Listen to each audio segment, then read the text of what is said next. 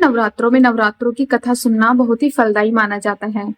और आज मैं आपको सुना रही हूँ नवरात्रि की व्रत कथा, जिसे सुनने से हमें अक्षय पुण्य फल की प्राप्ति होती है और माँ दुर्गा की असीम कृपा प्राप्त होती है।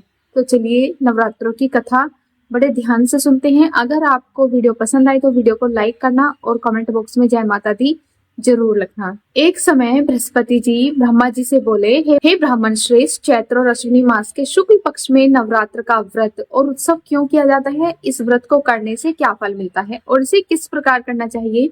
सबसे पहले इस व्रत को किसने किया? ये सभी बातें विस्तार से कहिए।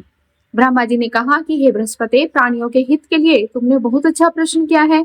जो भी मनुष्य मनोरथ पूर्ण करने वाली माँ दुर्गा, महादेव, सूर्य और नारायण का ध्यान करते हैं वे मनुष्य धन्य हैं। यह नवरात्र का व्रत संपूर्ण कामनाओं को पूर्ण करने वाला माना गया है। इस व्रत को करने से पुत्र की कामना करने वालों को पुत्र, धन की कामना करने वाले व्यक्ति को धन, विद्या चाहने वाले को विद्या और सुख की इच्छा रखने वाले को सुख मिलता है। इस व्रत को करने से रोगी मनुष्य का रोग दूर हो जाता है। ये व्रत मनुष्य की संपूर्ण विपत्तियों को दूर कर देता है और घर में सुख समृद्धि बढ़ाता है। इस व्रत को करने से समस्त पापों से छुटकारा मिल जाता है और मन का मनोरथ सिद्ध हो जाता है। साथ ही जो मनुष्य इस नवरात्र व्रत को नहीं करता वह अनेक दुखों को भोगता है और कष्ट व रोग से पीड़ित हो अंगहीनता को प्राप्त होता है। उसकी संतान नहीं होती और वह धन धान्य से रहित होकर भूख और प्यास से व्याकुल होकर इधर उधर घूमता फिरता है तथा संज्ञाहीन हो जाता है। जो सधवा स्त्री इस व्रत को नहीं करती वह पति सुख से वंचित होकर नाना प्रकार के दुखों को भोगती है। यदि व्रत करने वाला मनुष्य सारे दिन का उपवास ना कर सके तो एक समय भोजन करे और 10 दिन बांधवों सहित नवरात्र व्रत की कथा का श्रवण करे। हे बृहस्पति, जिसने पहले इस महाव्रत को किया है वह कथा मैं तुम्हें सुनाता हूँ। ब्रह्मा जी बोले, प्राचीन काल में मनोहर नगर में पीठत नाम का एक अनाथ ब्राह्मण रहा करता था। वह माँ भगवती का भक्त था। उसे संपूर्ण सद्गुणों से युक्त सुमति नाम की एक सुंदर कन्या उत्पन्न हुई। वह कन्या सुमति अपने पिता के घर बाल्यकाल में अपनी सहेलियों के साथ क्रीड़ा करती हुई इस प्रकार बढ़ने लगी जैसे शुक्ल पक्ष में चंद्रमा की कला बढ़ती है।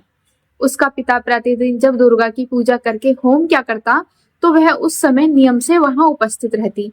एक दिन सुमति अपनी सखियों के साथ खेल में लग गई, जिस कारण वह माँ भगवती के पूजन में उपस्थित नहीं हुई। उसके पिता क्रोधित हुए और वे पुत्री से कहने लगे कि अरे दुष्ट पुत्री, आज तूने भगवती का पूजन नहीं किया, इस कारण मैं किसी कुष्ठ रोगी या दरिद्र मनुष्य के साथ तेरा विवाह करा दूंगा। पिता का ऐसा वचन सुनकर सुमति को बड़ा दुख हुआ और वह अपने पिता से कहने लगी कि हे पिता, मैं आपकी कन्या हूँ तथा सब तरह से आपके अधीन हूँ। जैसी आपकी इच्छा हो आप वैसा ही करो। राजा से, कुष्ठी से, दरिद्र से अथवा जिसके साथ चाहो आप मेरा विवाह करा दो, पर होगा वही जो मेरे भाग्य में लिखा है। मेरा तो अटल विश्वास है जो जैसा कर्म करता है उसको कर्मों के अनुसार वैसा ही फल प्राप्त होता है, क्योंकि कर्म करना मनुष्य के अधीन है पर फल देना ईश्वर के अधीन है। जैसे अग्नि में पड़ने से तृणादि उसको अधिक प्रदीप्त करते हैं, उसको अधिक चमकीला बना देते हैं, इसी प्रकार कन्या के निर्भयता से कहे हुए वचन सुनकर उस ब्राह्मण ने क्रोधित होकर अपनी कन्या का विवाह एक कुष्ठी के साथ करा दिया और अत्यंत क्रोधित होकर पुत्री से कहने लगा कि हे पुत्री, अपने कर्म का फल भोगो, देखे भाग्य के भरोसे रहकर क्या करती हो। पिता के ऐसे कटु वचनों को सुनकर सुमति मन में विचार करने लगी, अहो मेरा बड़ा दुर्भाग्य है जिससे मुझे ऐसा पति मिला। इस तरह अपने दुख का विचार करती हुई वह कन्या अपने पति के साथ वन में चली गई और डरावने कुशायुक्त उस निर्जन वन में उन्होंने वह रात बड़े कष्ट से व्यतीत की। उस गरीब बालिका की ऐसी दशा देखकर देवी भगवती ने पूर्व पुण्य के प्रभाव से प्रकट होकर सुमति से कहा, हे दीन ब्राह्मणी, मैं तुझसे प्रसन्न हूँ, तुम जो चाहो सो मुझसे वरदान मांग सकती हो। भगवती दुर्गा का ऐसा वचन सुनकर ब्राह्मणी ने कहा कि आप कौन है वह सब मुझसे कहो। ब्राह्मणी का ऐसा वचन सुन देवी ने कहा कि मैं आदि शक्ति भगवती हूँ और मैं ही ब्रह्म विद्या और सरस्वती हूँ। प्रसन्न होने पर मैं प्राणियों का दुख दूर करके उनको सुख प्रदान करती हूँ। हे ब्राह्मणी, मैं तुझ पर तेरे पूर्व जन्म के पुण्य के प्रभाव से प्रसन्न हूँ। तुम्हारे पूर्व जन्म का वृतांत तुम्हें सुनाती हूँ, तुम ध्यान से सुनो। तू पूर्व जन्म में निषाद भील की स्त्री थी और अति पतिव्रता थी। एक दिन तेरे पति निषाद ने चोरी की। चोरी के कारण तुम दोनों को सिपाहियों ने पकड़ लिया और ले जाकर जेल खाने में कैद कर दिया। उन लोगों ने तुझको और तेरे पति को भोजन भी नहीं दिया। इस प्रकार नवरात्र के दिनों में तुमने न तो कुछ खाया और न ही कुछ पिया। इस प्रकार 9 दिन तक नवरात्र का तुमसे व्रत हो गया। हे ब्राह्मणी, उन दिनों में जो व्रत हुआ, इस व्रत के प्रभाव से प्रसन्न होकर मैं तुझे मनोवांछित फल देती हूँ। तुम जो इच्छा हो तुम वो मुझसे मांग लो। इस प्रकार दुर्गा के वचन सुनकर ब्राह्मणी बोली, अगर आप मुझ पर प्रसन्न हैं तो हे दुर्गे, मैं आपको प्रणाम करती हूँ, कृपया करके मेरे पति का कोढ़ दूर करो। देवी ने कहा, उन दिनों तुमने जो व्रत किया था उस व्रत का 1 दिन का पुण्य तुम्हारे पति का कोढ़ दूर करने के लिए अर्पण करती हूँ। उस पुण्य के प्रभाव से तेरा पति कोढ़ से मुक्त हो जाएगा। ब्रह्मा जी बोले, इस प्रकार देवी के वचन सुन वह ब्राह्मणी बहुत प्रसन्न हुई और पति को निरोग करने की इच्छा से जब उसने तथास्तु ऐसा वचन कहा, तब उसके पति का शरीर भगवती दुर्गा की कृपा से कुष्ठ और रोग से रहित हो गया और वह अति कांतिवान हो गया। वह ब्राह्मणी पति की मनोहर देह को देखकर देवी की स्तुति करने लगी कि हे देवी, आप दुर्गति को दूर करने वाली, तीनों लोकों का संताप हरने वाली, समस्त दुखों को दूर करने वाली हो, रोगी मनुष्य को निरोग करने वाली, प्रसन्न होकर मनोवांछित वर देने वाली और दुष्टों का नाश करने वाली जगत की माता हो। हे अम्बे, मुझ निरपराध अबला को मेरे पिता ने कुष्ठी मनुष्य के साथ विवाह करके घर से निकाल दिया था। पिता से तिरस्कृत निर्जन वन में विचर रही हूँ, आपने मेरा इस विपदा से उद्धार किया है। हे देवी, आपको प्रणाम है, मेरी रक्षा करो।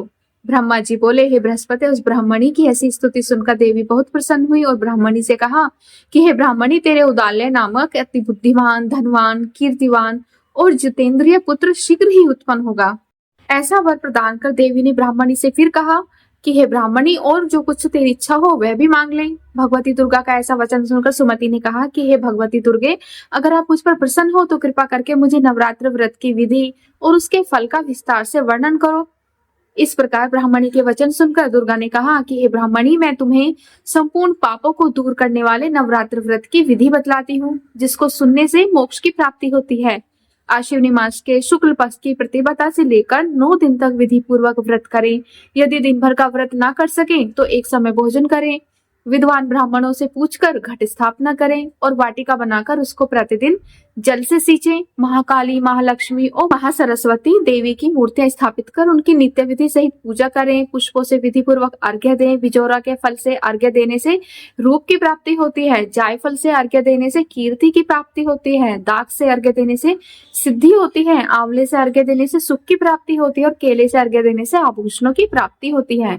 इस प्रकार पुष्पों व फलों से अर्घ्य देकर व्रत समाप्त होने पर 9वें दिन यथाविधि हवन करें। खांड, घी, गेहूं, शहद, जौ, तिल, बिल्व, नारियल, दाख और कदम्ब आदि से हवन करें। गेहूं से होम करने से लक्ष्मी की प्राप्ति होती है। खीर एवं चंपा के पुष्पों से धन की और बेल पत्तों से तेज और सुख की प्राप्ति होती है। आंवले से कीर्ति की और केले से पुत्र की, कमल से राज सम्मान की और दाखों से संपदा की प्राप्ति होती है।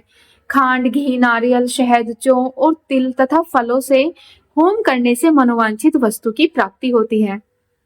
व्रत करने वाला मनुष्य इस विधि विधान से होम कर आचार्य को अत्यंत नम्रता के साथ प्रणाम करे और यज्ञ की सिद्धि के लिए उसे दक्षिणा दे।